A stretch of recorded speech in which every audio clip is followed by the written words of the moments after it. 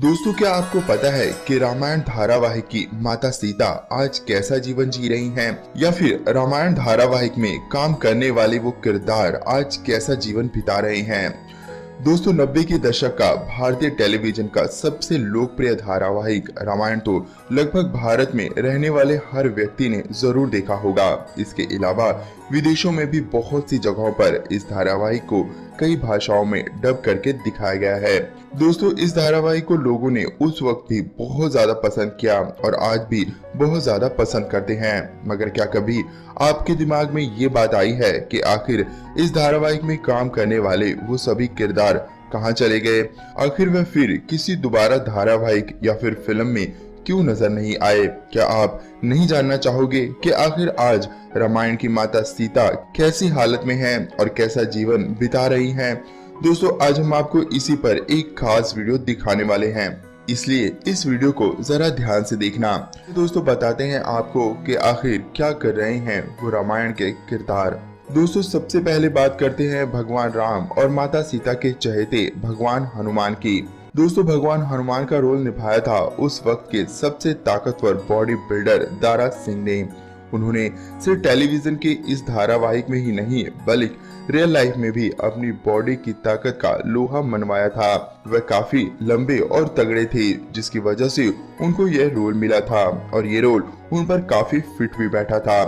दारा सिंह पहले भी कई पंजाबी तथा हिंदी फिल्मों में काम कर चुके थे। इसके अलावा वह तमिल, तेलुगु और मलयाली भाषा में भी कई फिल्मों में काम कर चुके थे। दारा सिंह कॉमनवेल्थ गेम्स के चैंपियन भी रह चुके थे। उनके आगे बड़े बड़े चैंपियन भी टिक नहीं पाते थे। दारा सिंह ने 500 से भी ज्यादा प्रोफेशनल कुश्तियां लड़ी थी। 1983 में दारा सिंह ने कुश्ती छोड़ दी। दारा सिंह ने अपने जीवन में 100 से भी ज्यादा फिल्में की थी। 1954 में उन्हें रुस्म हिंद तथा 1966 में रुस्म पंजाब के अवार्ड से नवाजा गया। 2003 से लेकर 2009 तक दारा सिंह राज्यसभा के सांसद भी रहे। 2012 में दारा सिंह इस दुनिया को अलविदा कह गए। चलिए दोस्तों, अब बताते हैं आपको इस धारावाहिक के सबसे उग्र और प्यारे किरदार के बारे में। दोस्तों, इस धारावाहिक में लक्ष्मण का किरदार निभाया था सुनील लहरी ने। इस धारावाहिक में सुनील लहरी को ये किरदार कुछ अनोखे तरीके से मिला था। इस धारावाहिक में लक्ष्मण के किरदार के लिए जिसे साइन किया गया था, उसने ये धारावाहिक पहले ही छोड़ दिया। उसे क्या पता था कि ये धारावाहिक हमेशा के लिए लोगों के दिलों पर एक अनोखी छाप छोड़ेगा।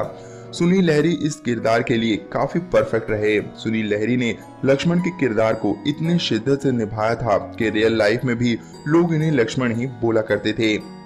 चलिए दोस्तों, अब बताते हैं आपको रामायण के खलनायक रावण के बारे में कि वह आज कहाँ है।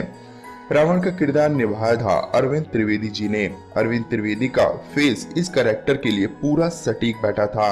हालांकि इस धारावाहिक के डायरेक्टर रामानंद सागर रावण के किरदार के लिए जैसा चेहरा चाहते थे, उन्हें वैसा चेहरा ढूंढने में काफी समय लगा। लेकिन अरविंद त्रिवेदी के चेहरे तथा उनकी जबरदस्त आवाज ने उनकी यह तलाश पूरी की और उनका चेहरा इस किरदार पर बिल्कुल सटीक बैठ गया।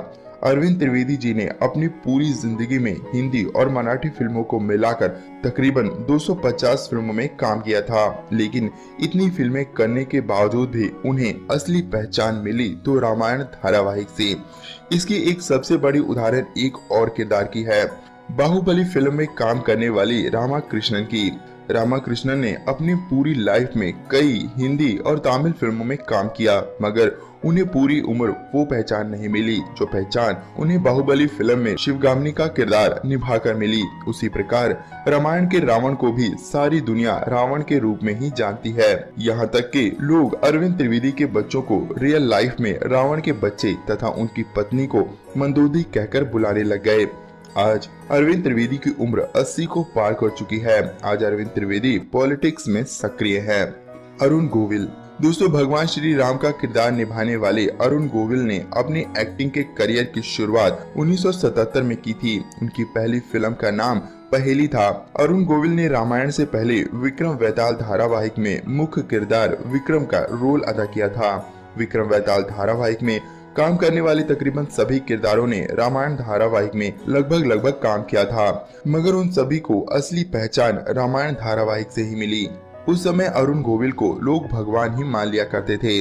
रामायण धारावाहिक के बाद अरुण गोविल ने कई और धारावाहिकों जैसे लव कुश, जो रामायण धारावाहिक का ही अगला भाग था, उसमें काम किया था। इसके बाद भी अरुण गोविल ने कई और जगह भी अभिनय किया, मगर उनको जो पॉपुलैरिटी रामायण धारावाहिक से मिली वे उन्हें कहीं भी और नहीं मिल सकी।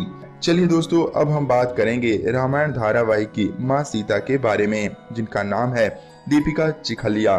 दोस्तों, आप शायद इस बात पर यकीन नहीं करोगे, मगर रामायण धारावाहिक को करने से पहले दीपिका चिखलिया कुछ बी ग्रेड फिल्मों में भी काम कर चुकी थी, जिसमें से चीख और रात के अंधेरे मुख्य फिल्में थीं।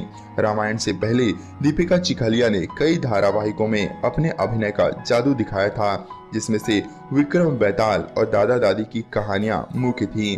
दीपिका चिखलिया की अगर आप आज की लुक देखेंगे तो आप उन्हें पहचान ही नहीं पाएंगे। वाकई ही वह काफी बदल चुकी हैं।